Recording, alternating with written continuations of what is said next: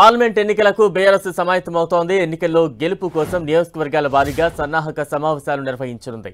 Party అధినేత కేసీఆర్ ఆదేశాల మేరకు తెలంగాణ భవన్ వేదికగా వర్కింగ్ ప్రెసిడెంట్ కేటీఆర్ ముఖ్య నేతలతో సమావేశం కానున్నారు.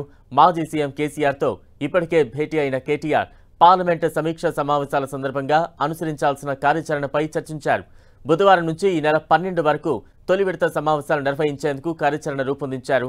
సంక్రాంతి సందర్భంగా 3 రోజుల విరామం అనంతరం మరో విడత సమావేశాలు పూర్తి చేసేలా పార్టీ షెడ్యూల్ విడుదల చేసింది.